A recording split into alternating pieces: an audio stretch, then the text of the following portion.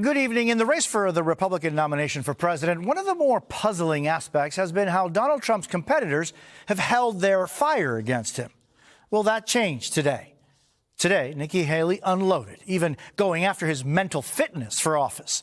The stakes could not be higher. We are just 3 days away from the New Hampshire primary, and if the former president cleans up there, he may very well be unstoppable. And with Ron DeSantis only casually competing in the first-in-the-nation primary, Nikki Haley is making a real run at Trump in the polls there. Today, she saw an opening, trying to turn what could be described as a senior moment for Trump into a breakthrough moment for her. Dasha Burns reports from New Hampshire. This is not personal. With 3 days until New Hampshire, Nikki Haley now going after former President Trump's mental competence. When you see them hit a certain age, there is a decline. That's a fact. Ask any doctor. There is a decline. Her attacks come after these comments last night. You know, Nikki Haley, you know, did you know they destroyed all of the information, all of the evidence, everything? Where Trump seemed to repeatedly confuse her for Nancy Pelosi when talking about January 6th. Because of lots of things, like Nikki Haley is in charge of security. We offered her 10,000 people, soldiers, National Guard, so whatever they want.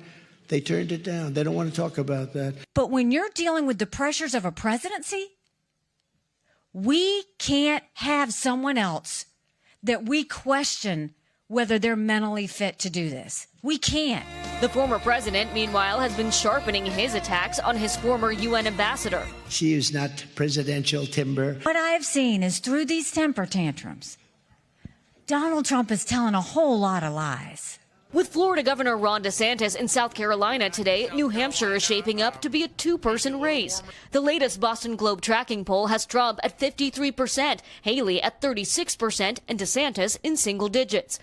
Meanwhile, Trump is campaigning in the Granite State with top officials from the next primary race, South Carolina's Governor Henry McMaster and Senator Tim Scott.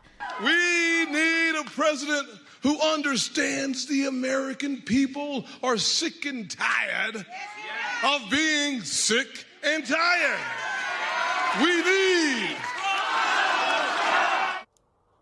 And Dasha joins us now from a Nikki Haley event in New Hampshire. Dasha, is there a path forward for either Haley or DeSantis if Trump wins big in New Hampshire? Well, Jose, in my interviews with both of these candidates, they struggled to answer that question. DeSantis couldn't name a state that he could win, and Haley couldn't say that she could win her home state of South Carolina. Jose? Dasha Burns in New Hampshire, thank you.